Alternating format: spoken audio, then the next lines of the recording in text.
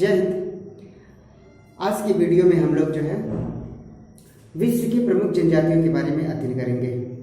इसके पहले 2 वीडियो जनजातियों के ऊपर बन चुका है, जो भारत के प्रमुख जनजातियों के बारे में डिस्कस हुआ था, अध्ययन हुआ था या चर्चा हुआ था। ठीक है, आज की इस वीडियो में हम लोग विश्व के प्रमुख जनजातियों के बारे में चर्चा करेंगे और देखेंगे कि कौन सी प्रमुख जनजातियाँ किस क्षेत्र में निवास करती है। ठीक है ना, ये बहुत ही इंटरेस्टिंग टॉपिक है और लगभग हर एक प्रतियोगी परीक्षा में कहीं ना कहीं इससे संबंधित 1 या 2 क्वेश्चन आ ही जाते हैं। ठीक है ना, तो बिना देर करते हुए इसको हम शुरू करते हैं। ठीक है, अच्छा एक चीज़ है, इस विश्व की प्रमुख जनजातियों के बारे में बात करते हैं तो इसका 2 भाग देखेंगे, यानी ये आज का पहला भाग है।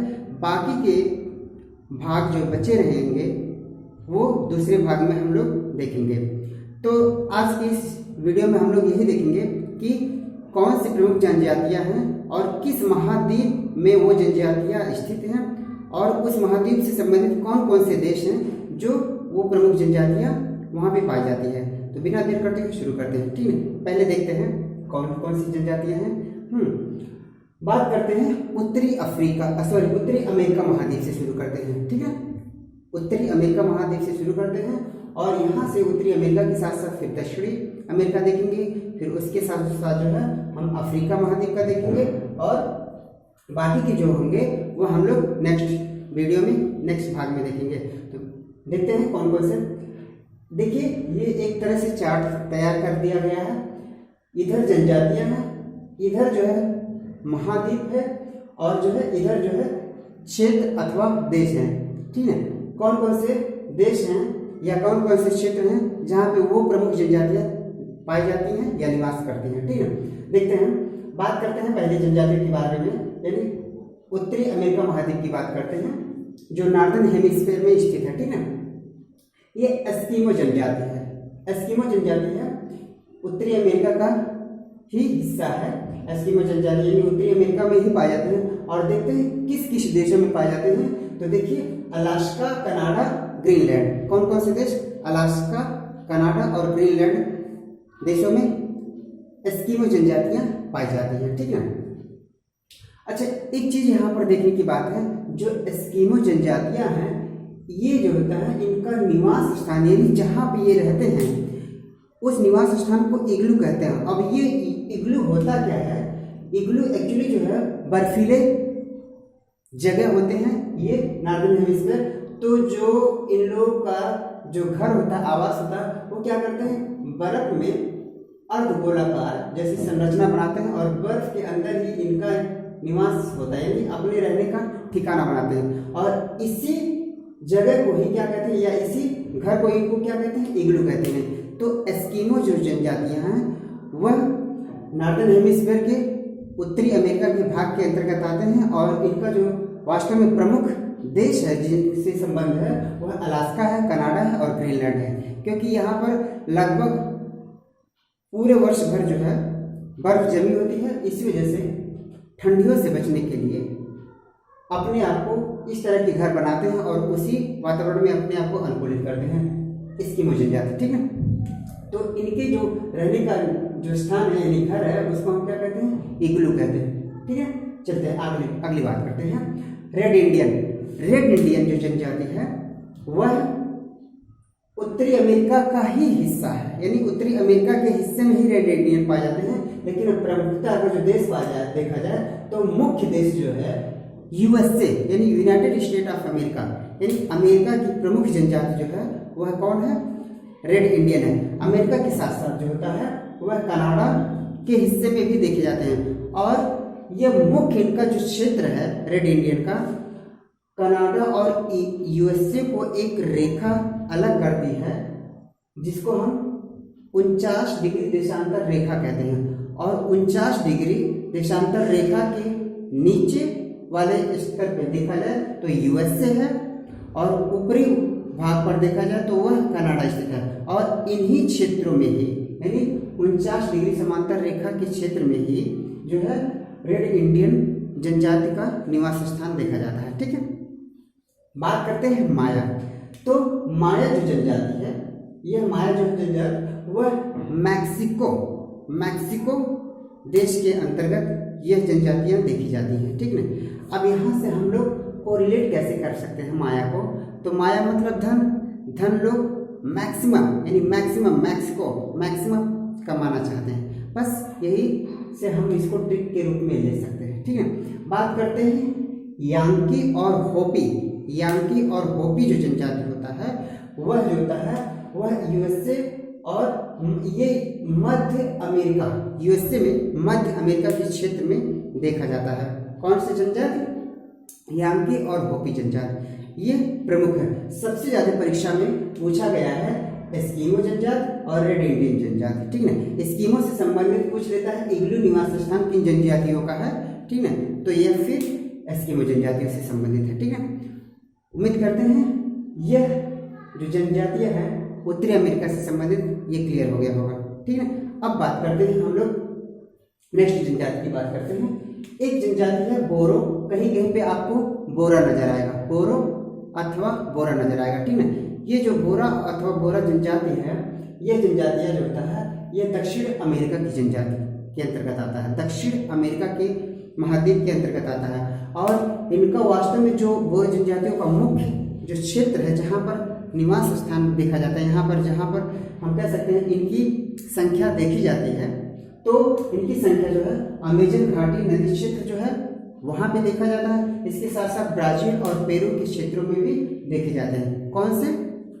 बोरो अथवा बोरा जनजाति, क्लियर।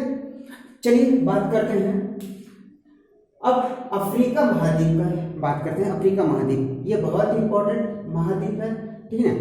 और इस अफ्रीका महाद्वीप में बहुत ज्यादा जनजातियों की संख्या देखी जाती है, जिनमें से पिग्मी है, बुशमैन है, मसाई है, तुआरेग है, जुलू है, नेग्रो है और मोर्सी है, ठीक है। चलिए अब बात करते हैं कि ये जनजातियां कहाँ से संबंधित है और किन क्षेत्रों यानी किस देशों के अंतर्गत आते हैं। बात करते हैं पिग्मी जनजाति।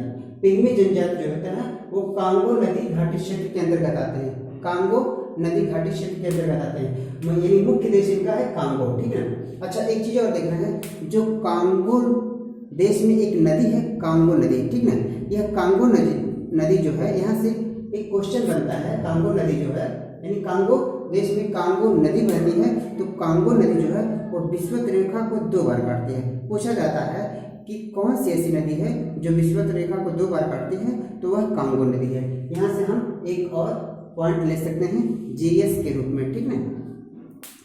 चलिए अब देखते हैं पिग्मी जो जनजाति है वो वास्तव में कांगो से रिलेटेड है, यानी कांगो देश में पाए जाते हैं। और पिग्मी जनजाति जो जहाँ पर रहते हैं यह वास्तव में पेड़ों पर अपना घर बना के रहते हैं। पिग्मी जनजातियों का जो वास्तव में निवास स्थान मुख्य रूप से घर है, तो वह पेड़ों पर अपना घर बना के रहते हैं। कौन?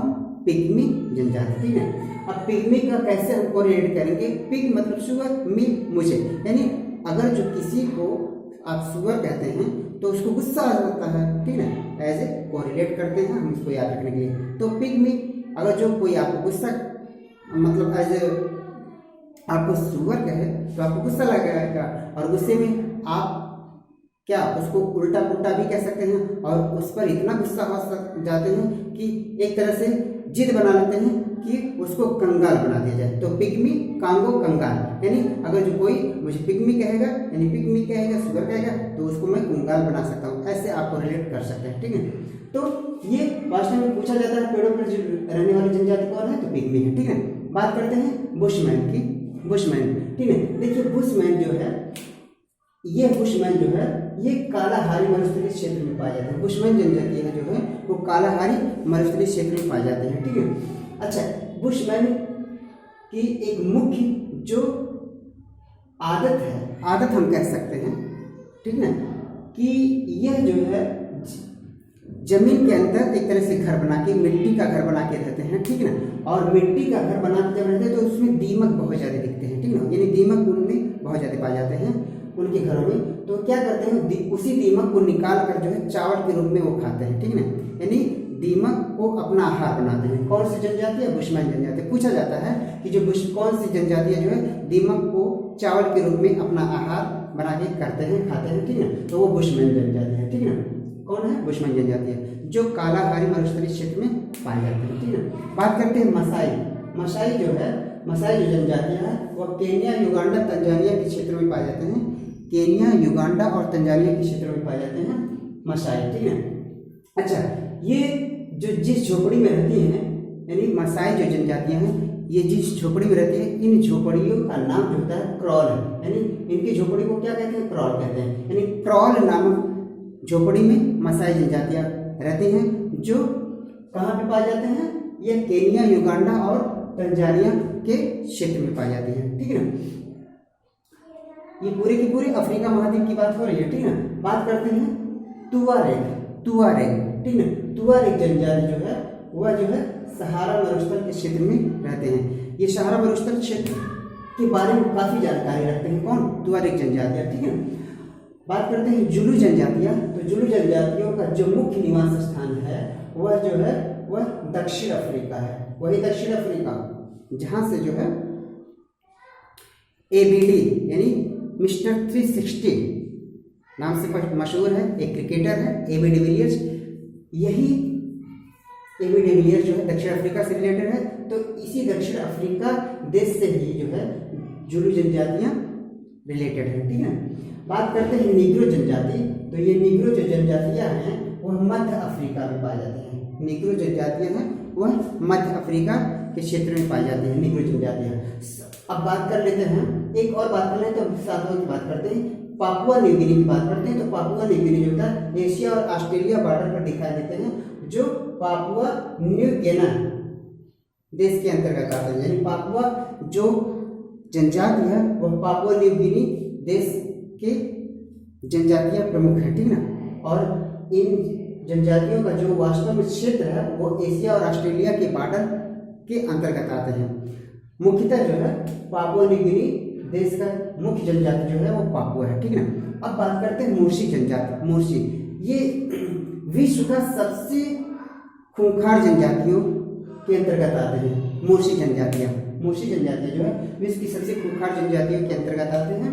और इनका जो देखा जाए क्षेत्र तो ये इथियोपिया, सूडान देश के अंतर्गत आते हैं ये जनजातियां, ठीक है।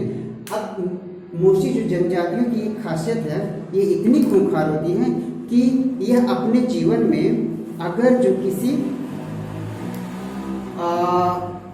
पुरुष की या नर की हत्या न करे तो इनका जीवन असफल समस्या माना जाता है। ये अपने अंदर ऐसी परंपरा रखते हैं, यानी यह आदमियों का यानी मनुष्यों का शिकार बड़े शौक से करते हैं और मनुष्यों का शिकार करके अपने आप को सर्वशक्तिशाली समझते हैं, ठीक है। अच्छा, मुर्शी जनजातियों की एक और विशेषता है, यहाँ की जो स्त्रियां होती हैं, मुर्शी जनजातियों की जो स्त्रियां होती हैं, इन स्त्रियों के जो होठ होते हैं, होठ में बड़ा सा गोला आकार जो है बड़ा सा जो है मिट्टी का जो है एक तरह से चक्री बनाया जाता है। और इनकी सुंदरता को कम करने के लिए यानी मुर्शी जनजाति के अंतर्गत महिलाओं की सुंदरता को कम करने के लिए वही बड़े से गोले जो मिट्टी का चक्रा बनाया जाता है उनके होठ को फैलाकर छेद करके बड़ा सा पहना दिया जाता है। ऐसा क्यों किया जाता है? इनकी परंपरा में ऐसा इस वजह से किया जाता है क्योंकि लोगों की गलत निगाह से बचने के लिए यानी बलात्कार से बचने के लिए, गलत नजर से बचने के लिए, इनकी सुंदरता को कम करने के लिए ऐसा किया जाता है। किसकी? मुर्शी जनजातियों का।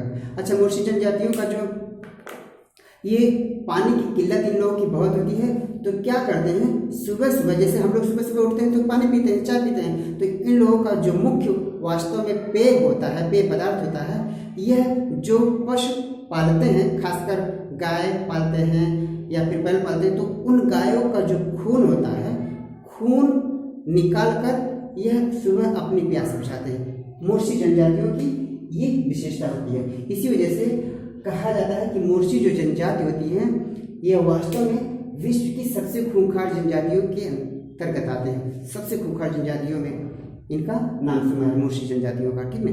और अगर जो इनके संपर्क में कोई देखने जाता है या फिर इनके संपर्क में इनसे मिलने को जाता है तो वहाँ की गवर्नमेंट इनको सिक्योरिटी यानी लोगों को सिक्योरिटी प्रोवाइड करती है, तभी लोग इनके क्षेत्रों में घूमने जा सकते हैं। नहीं तो ऐसे लोगों को जो घूमने जाते हैं बिना गवर्नमेंट के इजाज़त से, तो ऐसे लोगों को ये मार भी डालते हैं। ठीक है, तो ये जनजातियों का जो है छोटा सा वीडियो था जो एक हिस्से में कंप्लीट हुआ। बाकी का हिस्सा जो है अगले वीडियो में देखेंगे। तब तक के लिए जय हिंद, जय भारत।